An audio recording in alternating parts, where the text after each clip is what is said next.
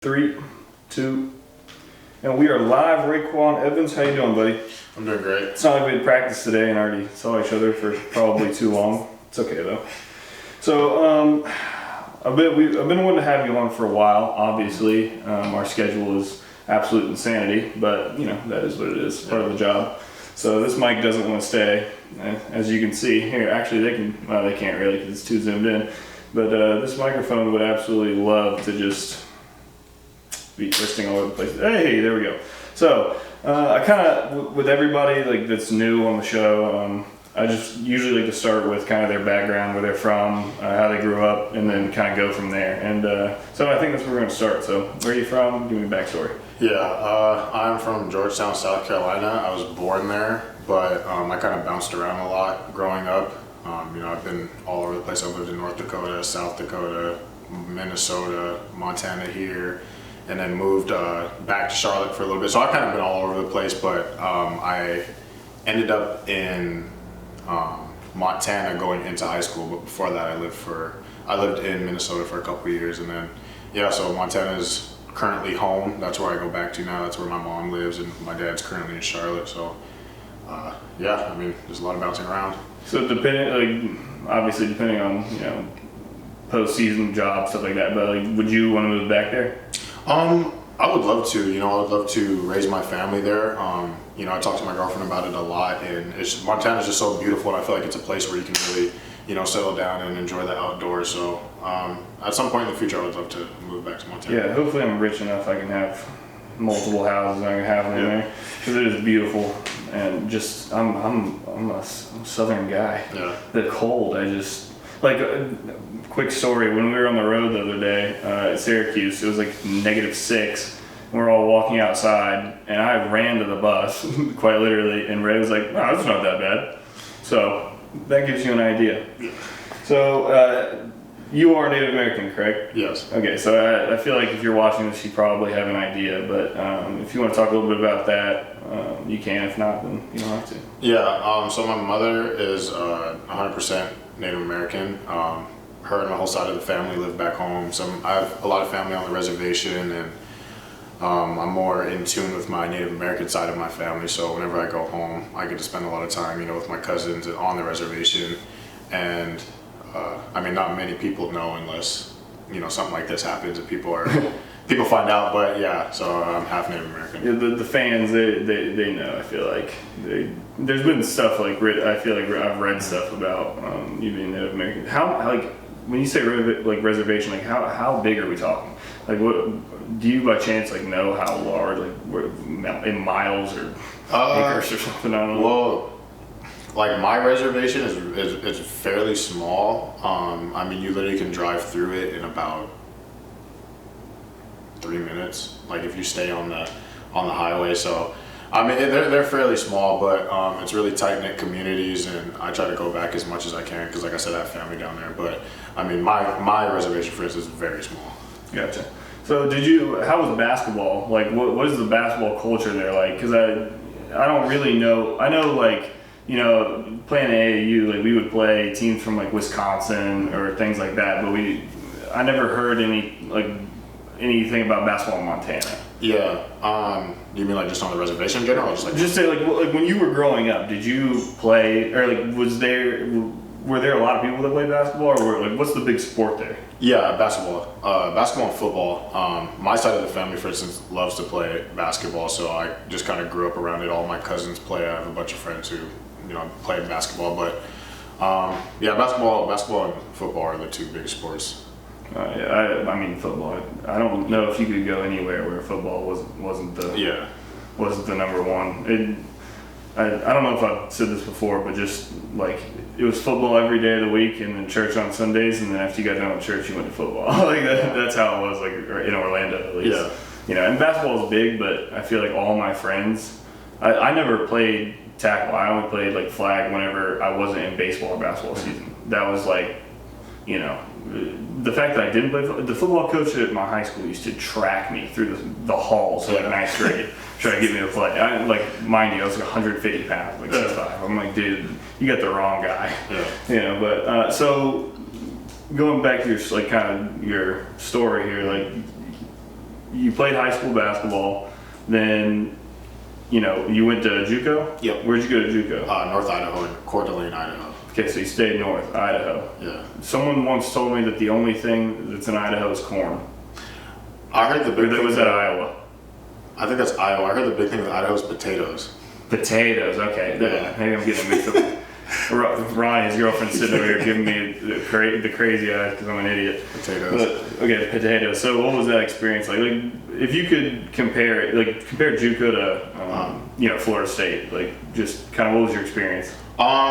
I think junior college was it was a challenge, but it was fun. I was away from home for the first time, so I had to kind of learn a lot being on my own. But I mean, the style of play obviously is completely different. I mean, you have kids coming from all over trying to get scholarships, so it's kind of like a dog eat dog world. And I mean, but it kind of taught me like my competitive spirit, and I have a lot of buddies that I'm very close to who I still communicate with this day. So I mean, I really enjoyed JUCO. I was right on the lake. My girlfriend went there as well. She was at North Idaho playing basketball, so it was a fun experience. I really enjoyed it. Yeah, I have a lot of friends that played or play JUCO, and they all talk about it like they just went to war. Yeah. They're just like, yeah, my team. They always got some crazy stories of just betrayal or some crazy stuff. Like I had one guy that told me I wanted him, but he told me that one of his teammates refused to pass him the ball. Like he wouldn't, he would be completely wide open, and the guy would just look at him, and then either shoot it or pass it to somebody else. Just for whatever reason, this guy just didn't like him. Yeah, my JUCO was not really like that, but I mean, we always had stuff kind of going on, like I said, everyone's fighting for scholarships. Everyone is. I mean, you're cool with people, but so there in my practices there'd be fights. There was always fights between teammates and just little childish stuff. But I mean, other than that, nobody really looked each other off like that. Yeah, that's pretty different than here. We haven't had a fight here in a couple of years. Yeah. Usually there will be a dust up every once in a while during summer or something and pick up, just because people get competitive. Yeah.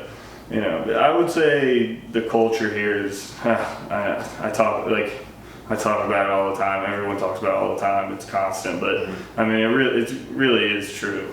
Just the culture here is nuts. Yeah, it's definitely something I had to adjust to, because at first, when I first got here and everyone was so cool and close, I didn't know if people were faking it. So I was because at my junior college I was really close to a handful of guys, and coming here, that's something I had to adjust to. I was these guys are genuinely cool and they actually care. So that was really different for me, the whole team. So I mean, it's really cool. I think a lot of people hear Florida State's culture and the guys, but it's once you're actually in it, you really see the what people are talking about. Yeah, unfortunately, culture can't always win games. But it is. I mean, we're filming this the day after we lost to Georgia Tech. So that's not great. Yeah. We had a long film session today, so what do you think, what are your thoughts on, because everyone's going to want to know, everyone's sitting here thinking, talk about the trials and tribulations that are going on right now. So if you want to give a little insight, because you're a leader on this team, and I think people will be interested to hear, what are your thoughts just, on the season so far? Yeah, I mean, from from what I've seen so far, a lot of our problems have been just a mentality. If you think about it, when we went on that losing streak, it was our mentality. So if you watch film and compare those games to our games now, we don't even look like the same team. People are making hustle plays, people are making the right reads, people are playing for each other. So I feel like it's really just a mindset. We have everything physically, and I'm not trying to sound like the coaches and all that, but I mean that is true. So now when we went on that win streak, you can tell it was just a mentality, and then this game we slipped, but I mean we're gonna get it together and we'll be fine. I think any team that has this many new players in general, I don't care if every single new player is 28. It just, you're gonna have some issues, and then if you factor in the fact that we're very young. Yeah. Do we have any juniors? Like, I don't think so. you know, it's basically just like the older four or five older guys, and then boom, everybody else is like sophomore, freshman. Yeah. You know, and I think like you know, see, you got off social media, which we can talk about in a minute, but I did not, because I have to promote this, so buy stuff from me. But I see like what people say, you know what I mean? Like I see it, and it doesn't bother me, but I know it bothers other people, and I don't know, like, first of all, I forgot what I'm talking about. Second of all, I don't think the younger guys deserve the blame, is how I feel. No. You know, like at the end of the day, I feel like it's my job, I feel like it's your job, I feel like it's Ann's job to really make sure that the mindset's there, you know, to make sure that we play the right way. So I don't know. So if you're watching this and you're still listening, don't give the younger guys crap. If you want to shit on me all day, go ahead. I'm gonna be all right. It's okay. Yeah. But you know, I just think, you know, we're still putting it together. We've been doing a better job. Yeah. You know, early in the season it was looking dire. You know, but going back to social media, what you got off? Why? I got off one because I mean, I was like using social media like I was using social media the wrong way, and you know, it kind of cost me a lot of, I'm gonna say time. You know, it cost me a lot of time, and you know, it really hurt. Like, my greatest relationship was my relationship with my girlfriend. So I got off of it. I was spending too much time on it, and after I got rid of Twitter and Snapchat about 2 to 3 years ago, and I've kept Instagram, and I was gonna use Instagram for like a clothing and then try to like reach out to like the kids on the reservation and things like that. So I was gonna use that, but then I realized, you know, there's other ways I can do that without having to use Instagram. And like, now that I'm getting older and like maturing like in my faith, I realize, I mean, I personally don't need it. And I mean, I think social media can be a good platform, but I think it's just kind of used in like a negative way, especially today. Like, you see it like Twitter, like Instagram is what it is, but yeah. And I think there's a whole nother set of things that social media, like I think social media provides a false sense of what life should be. It does. Instead of just living. So like, people see what other people are doing on social media, which is mostly fake. And then they think, why am I not doing that? Why am I not living that way? Yeah. You know, it's like a false sense of reality. And like, for me, you know, I was kind of getting caught up in that as well, because I follow like NBA players, I follow like celebrities and things like that. And you just see like a life they're living, but then you realize like, you get an interview, like, I have all this, but I'm unhappy. You know what I'm saying? Because it's just like, no matter what, like, you won't be happy. So, I mean, I just took the time, I deactivated my Instagram, and I mean, I've been feeling great ever since. Like, I'm more in tuned and like in like the present moment, which is something I haven't done in a very long time. Yeah, I think the thing that is 100% keeping me on, because I don't go on unless it's for promoting like the YouTube channel or the podcast or whatever it is, like, or like I have questions from, you know, some Instagram followers for you, like, which we'll do later. But like, other than that, I don't really go on the Instagram or Twitter or whatever it is. And Twitter is just brutal. Yeah. Like like Instagram, you know, it is what it is, but Twitter, boy, people are nuts. They say all kinds of stuff. Like, I'll see, like, people will just have like beef with each other over nothing. And I'm just like, God, like, sometimes I'll be scrolling through, like, especially like Bleacher Report's comments or something, and I'm just like, I don't have time. Like, I don't have time in my day to spend like arguing with someone over something that will never be resolved. Yeah. And I think the biggest thing also is like why I kind of got off of it is like that, for that exact example, because, you know, last year with like the pandemic going on and everything, like everyone was adjusting to like a new world, and I got caught up in reading the comments. So that's something that really just shot my confidence down. I'm like, dang, like, you know what I'm saying? Like, we're student athletes, like that's hard as it is, and it's just like coming into a program like that and being like a point guard and just hearing what people are saying about you. It's like, oh well, you got far more pressure on you than anybody else. Yeah, and it's just like, I'm still trying to learn. Like, you know what I'm saying? I got to watch Trent for a year, and season got cut during ACC tournament play. So it's like I didn't know how to manage. Like, I didn't get to see him in like that environment, because I know like tournament play is completely different from regular season. So that was a struggle. And then on top of that, the comments, and I'm like, oh my gosh, like I'm human. I'm learning. I'm trying to drive this car as well. I'm trying to lead these guys, but I mean, I realized I haven't taken it personal this year. I haven't read the comments when I was on Instagram, because I mean, I'm confident now, and I have my foundation in my faith, so like I know who I am, and it's just a sport. I mean, at the end of the day, it's just at the end of the day, you know, you're playing a child's game. Yeah, so it's like I'm not gonna let some grown man or woman, like, it's a sport. Like, you can play the sport, and then Yeah.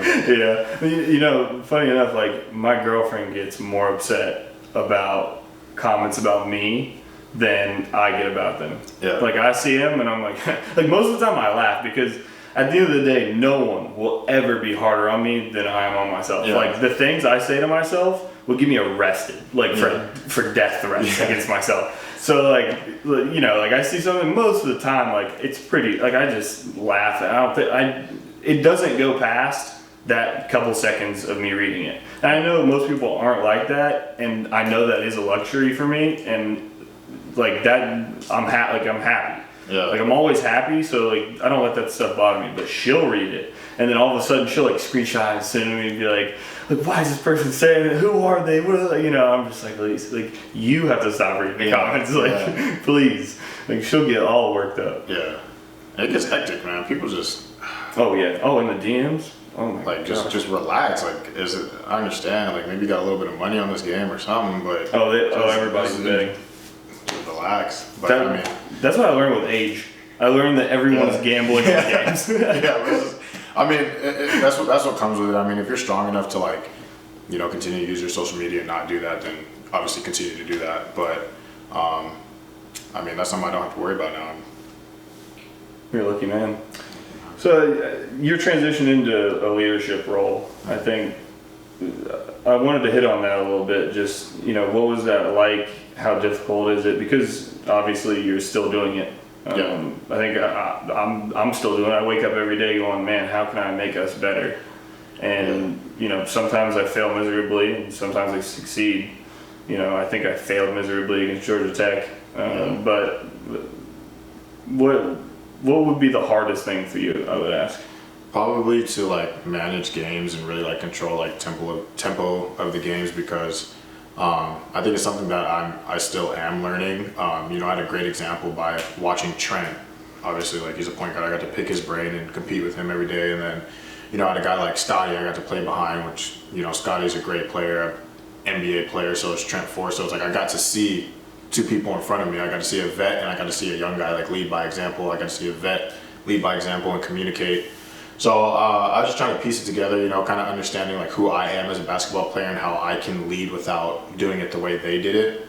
So that's one of the biggest adjustments. I feel like I've been doing a lot better, but, you know, a period of time, like early in the season, I was talking to like, I don't know, I was talking to my girlfriend, I was talking to Nate Jack and his girlfriend, and, you know, shout out Nate Jack. Shout out Nate Jack and Victoria, his fiance. But it was just, I would talk to them, and like you know, using my faith kind of helped me and brought the center back to my leadership, because I used to ask him all the time, like I used to tell him like, you know, I don't want to be a leader, you know, it's stressful, I'm still learning, but you know, once they kind of helped me as I'm growing my faith, and I started to learn, you know, like what a leader looks like and how I can use my personality and who I am to lead. So I'm still figuring it out, but I'm doing a lot better. You are, really. I think you're doing a great job, in all honesty. And I think a fun fact, we don't have a captain on this team, which is pretty strange. Every ref has looked at me pretty weird when I'm trying to find somebody to go to the huddle, like one of the vets. Like it's the only team I've ever been on that didn't have at least like one captain. Yeah. Which I think speaks to kind of like who we are as people. Like, because like I can honestly say I don't care.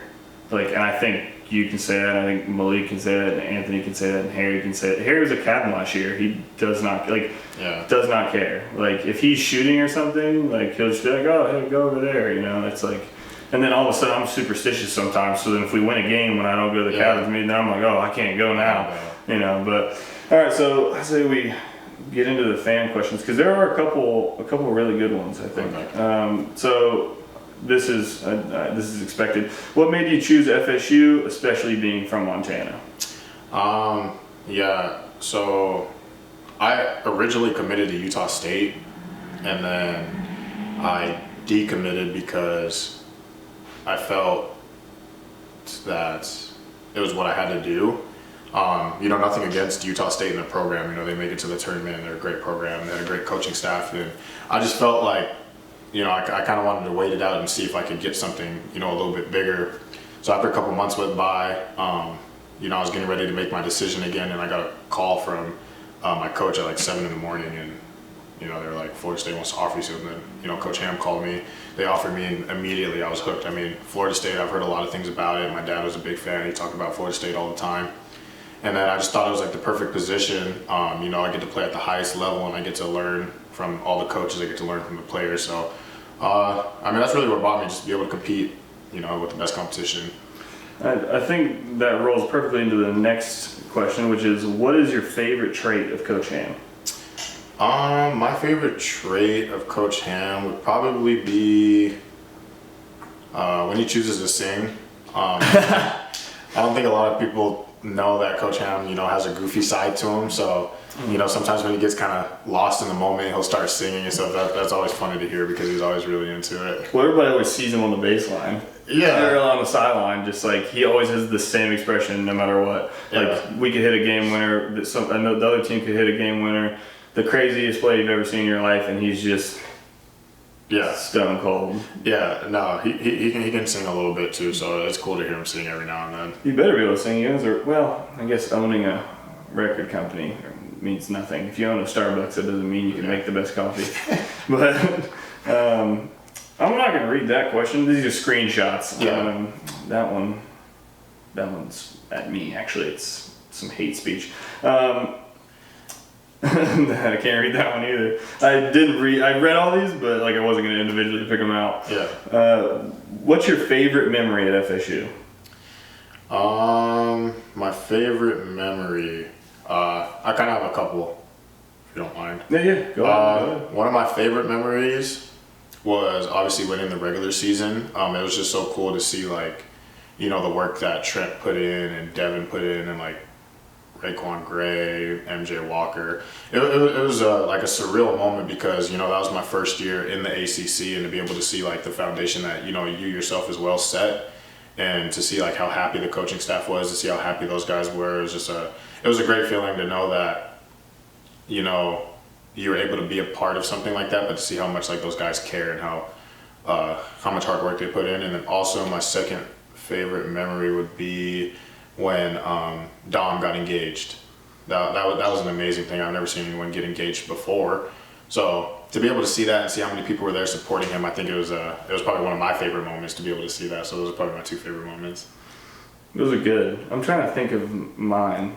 There's so many. They all run together, and I don't know. There's just been so many great, over 5 years. Like there's just been so many little things. Like I wouldn't have even thought of Dom until you brought it up. Yeah. You know, and it's like that kind of just got lost in the shuffle in my mind. You know, I think whenever we took the whole team to Bear Paw and floated down a river for 4 hours, you know, I think that was one of my favorite memories because it's first of all, logistics on having 20 dudes, all at the same time, just getting down the river. Yeah. But I thought, as far as team bonding, I don't know if we've ever had a better team bonding experience. It's so much different because coaches are there's no coach in America that's not trying to promote camaraderie, a team bonding activity. But I think whenever it's organic from the team, I think that's when when things really start to happen. Like whenever guys really start to know each other. Like you can get to know like someone so well from just sitting and talking. Yeah. You know, and I think especially after someone becomes more comfortable with you, like, and they open up to you and they talk to you, I think you can just learn so much from them. That was one of my favorite experiences. As far as on the court, honestly, it would have to be Trent baptizing Jordan Nwora. I don't know, like my ears like were ringing after that. It was crazy. Yeah, that moment was that's probably the loudest environment I've ever been in my life. I kind of freaked out a little bit because I've never experienced something that loud, and I never really seen Trent show emotion until that game. So I was like, I didn't know what was going on. I was like, yeah, Trent is really that guy. He was like Kawhi in how like he was like Coach Ham. Yeah. You know, he just never like it didn't really matter. Like I've seen that man hit a bunch of game winners, and I've seen him miss them too, and he has pretty much the same reaction. Yeah. And that was the first time. And now for people that don't know, Trent Forrest talks that smack. He just does it without you really knowing it. Like sometimes he'll say stuff like he used to say stuff in practice, and I'd be like, did Trent just say that? You know, but he let it all out. Yeah. You know, and I mean obviously probably other than not the PJ had the biggest play whenever we went to Elite Eight against Xavier, like with that 3. But I think that was maybe the biggest game, you know, in terms of like that I've been a part of. Like I think, you know, just it put us over the top. We weren't going to lose on senior night, you know, to Boston College, which sealed the ACC championship win. Mm-hmm. So, you know, I think those 2 moments, one on the court, one off, are probably my favorite. Yeah. So this is the last one. I'll have to get you back on because I got some other stuff I want to ask you. But A, you have to go, and B, people don't want to listen to me for longer than X amount of time. So I think this is the best question, and it's saved for last. So how much more do you value having a college degree now versus the way your younger self did? Yeah. That's a good question. Well, I think that's the reason why I had to go to JUCO in the first place, because grades weren't very important to me. You know, I had people in my ear all the time. My coach is like, you know, you got to get your grades to go somewhere. But in my head, I just thought basketball was going to take care of itself. So I didn't really take school serious at all, and it was very bad. My senior year, my junior year, I had to play catch up basically for 2 years because of how bad my grades were. But when I got to junior college, you know, I kind of picked it up a little bit more. I kind of skated by, but I didn't understand like the significance of having like a degree. I know my parents used to tell me like, you know, a degree is something no one can ever take from you, and I didn't really understand that until I got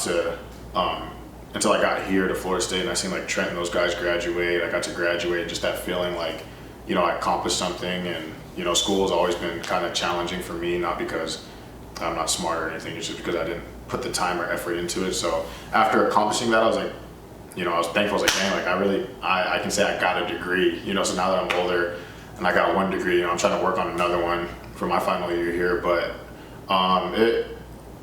it means a lot to me. I really did it more for my family, but just to be able to say, you know, coming from where I come from, growing up how I grew up, like I have a degree, not many in my situation could. It's a great feeling. Yeah, so you're gonna have 2? I'm gonna have 2, yeah. Yeah, so am I. I'm gonna brag to Elise every single day of the rest of our lives that I'm more educated than she is. Yeah. That'll make me feel fantastic. But and I can't help it, and I hope she listens to all of it, but she probably won't, so she won't even hear this. For me, I think I was very similar. I think a lot of athletes are. I wasn't good at school. I'm a good learner, but I wasn't good at school. I love learning. I love reading. But the way they structure things in school never worked for me.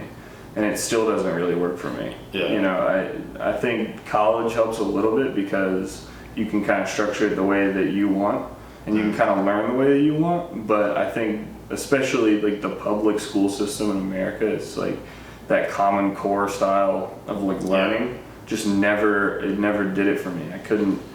I felt like I was always behind, and I mean I kind of was. I'm a perennial C student, you know. But I think like I was never a good test taker, especially. So, You know, if it was all papers, I think I would have been fine because I can write really well. But test taking, I'm not good at. I'll know the information, but I'm not good at test taking, especially when it's online as well. Like if I can't go back, like just quickly go back and look at another question or whatever it is, like I'll tend to just like turn that sucker in without like reviewing it. But if it's on paper, I tend to be a little bit better. But especially online, and like obviously with COVID, you know, everything went online and everything. I can't imagine being in high school. Yeah. Like doing what, 7 hours, 8 hours a day online. Yeah, that has to be tough. And that's the same with me. I mean, when I was failing in high school and like had bad grades, it was more of like, in my head, I'm like, I'm never going to use any of this stuff, which I was correct. The majority of the stuff I've learned in high school, I've not used to this day. So that's kind of where my headset was, and that's why I didn't really like do a lot of the work, because I'm like arguing with my coach. I'm like, I'm in art class shading a picture of a horse. When am I ever going to need to do that in my life? You know what I'm saying? It's like, so little things like that. I mean, as you get older and you get to actually study things you're interested in, it's like it makes a big difference. 100%. Yeah. I think like. I think some like, especially like really early on, I think it's really important because it teaches you like how to learn. Yeah. You know, but I think high school, like I don't know, I'm taking a class actually right now about like unflattening. It's like what it's called. It's basically about like opening your mind, like, and I wanted to take it because I thought it was pretty interesting. But just like opening your mind and like how people learn and how to learn and like how to know how you learn so that you can learn better. You know, so I think that's pretty interesting, and I'm excited to, you know, take the rest of the class. But I think, you know, the school system in general speed overall, I have no idea why this went this far into this, but you know, that's usually how it goes. I think I started to do ads I had Will on the podcast, and I was like, we're gonna do like 3 minutes of ads, like 3 different ads. We did it for like 10 minutes, like, and I put it in. I don't know what, like, I could have edited it out, and I was like, man, it's pretty good. I'm just like, we'll slap it down and just go with it because, like, you know what Will is. You could talk about like, you could literally talk about nothing, and it would be pretty funny. Yeah. Like, you know, like I'm trying to think of like something incredibly boring, but you know, like whatever. No. But anyway, yeah, I got some more stuff, but like I said, you have to go, and I have to edit this as well as do homework. So anyway, thanks for coming on, buddy. I really enjoyed it, and you know, hey, if you want him back on, leave. Hey, I guess if you're watching this on YouTube, leave a comment. Say you do like the video, and go buy my stuff so I can keep doing this. Anyway, thank you. Appreciate you. All right.